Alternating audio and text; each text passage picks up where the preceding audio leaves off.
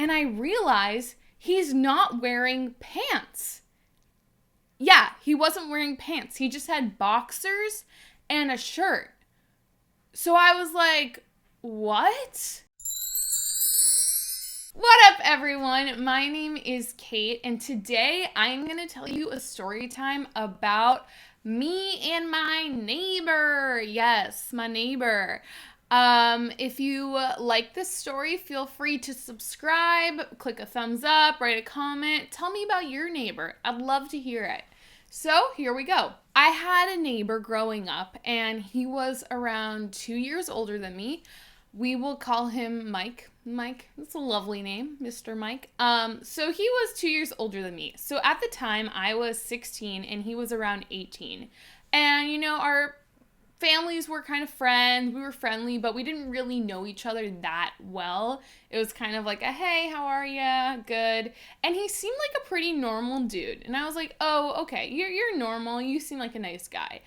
I did not know him. We barely spoke, but I saw him from a distance and I would see him around. One day I was sleeping, as people do, they sleep. I was sleeping in my bed, and at the time I shared a room with my brother. Yes, I did. And his bed was here and my bed was here and the door was here. So by here and here and here, I mean his bed was kind of where my feet were, his head was, and then where my head was, the door was across the way. So I was sleeping, it was the middle of the night, and I feel a tap on my shoulder. And I'm like, what is going on? And I am in a state of slumber. I am like a bear in hibernation. I'm not really awake, and I'm not really asleep anymore. I'm kind of in a dreamlike state, and I'm not comprehending that this is real. So I feel a tap on my shoulder, and I look with my eyes half open and like just winking, and I see that it is my neighbor. And in my head, I'm like, what are you doing here? So I say, what are you doing here? Now, bear in mind, I know a normal reaction would be, what are you doing here? Like, get out.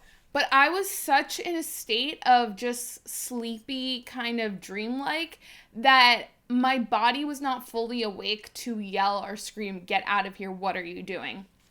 So I open my eyes and I see my neighbor and I'm like, what are you doing here? And he says, I need to borrow your phone. I need to borrow your phone. And I'm like, well, the phone is in the living room. You can use it there. And he was like, no, that doesn't work. So I shut my eyes and I start to go back to sleep. I'm like, I'm done with this. I'm going back to sleep. Again, I don't know what I was thinking, but I literally was like, I'm going back to sleep. So I shut my eyes, I close them, I try to go back to sleep, and he shakes me again. He's like, hey, wake up, wait, I need to borrow a phone. Can I borrow your cell phone? And I said, fine. I was just so done. And again, I don't know what I was thinking, but I was like, sure, fine. So I get up out of my bed, and my mind is starting to come to. And I take a robe that is next to my bed. I'm wearing pajamas, but I don't feel like that comfortable in them. So I take a robe, I put it around to be cozy. And then when I put on the robe, I'm finally coming to a little bit. And I look at him and I realize he's not wearing pants. Yeah, he wasn't wearing pants. He just had boxers and a shirt. So I was like, what is going on? So I walk into the living room and I'm like, there's the phone right there, the landline. You can use it. And he's like, no, that doesn't work. I need your cell phone. So I'm like, fine. So I look for my cell phone and I find it on the couch. At the time, I was a good person and I didn't bring my phone into my room. So I had a normal sleep schedule, but now I don't do that. So I had the phone and I handed it to him. And he said, do you know this person? Do you know this person? Do you know this person? And I'm like, no, I don't know these people. Just call who you have to call. And as he's dialing the number on the phone, my head is coming to. I'm like, wait a second. How did this guy get in here? Why is he not wearing pants? He just woke me up. He's only 2 years older than me. This is really weird. So I'm like, oh, my mom must have let him in. She must have let him in. So I go to my mom's room and I look and she's sleeping.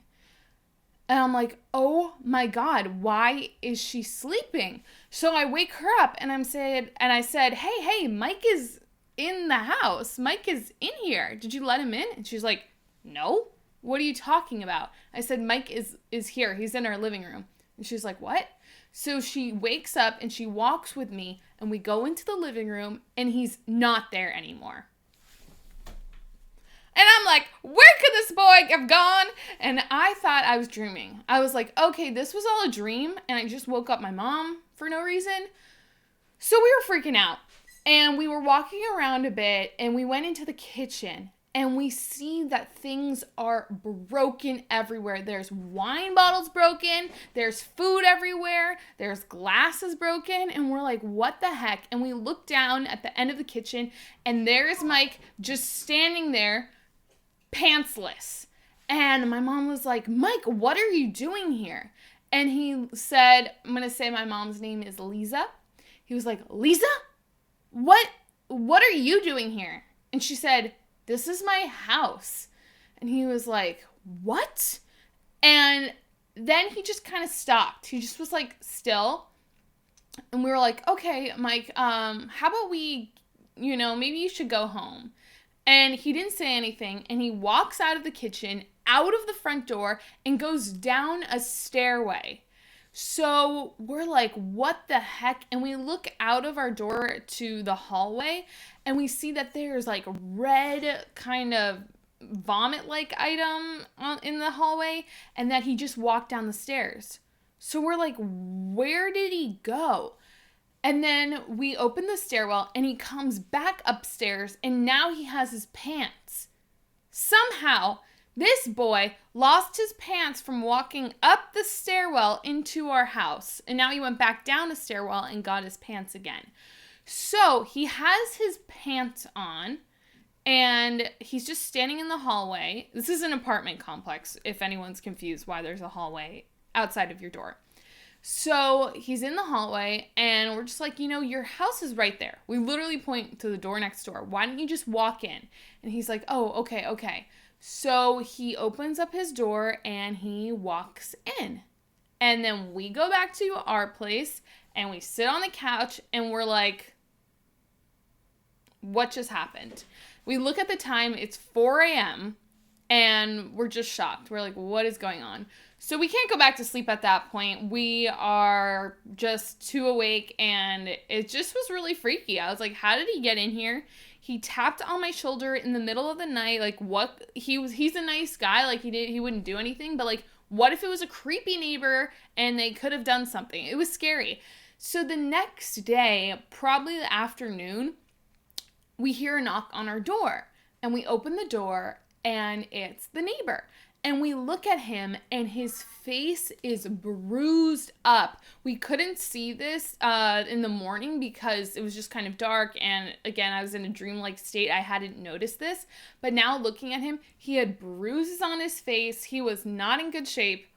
And he said, hey, did I come here like in the morning? And we were like, yeah, you did. And he said, oh, I'm missing a lot of my money. Did I drop any when I was in here? No, you didn't drop your money. We did not find any money when you were in here. You did not leave us anything. No. And so then he was like, oh my God, I'm so sorry. And then his mom came over and told us that what they think happened was he went out for his 18th birthday, had a little fun, doing a little stuff. And they think that he was drugged and then beaten up and his money was taken from him after he was beaten up.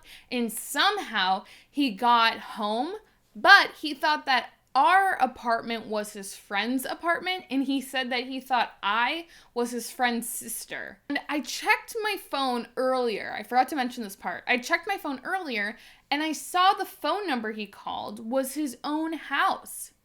So he was calling his own house number from our place, and his house was right next door.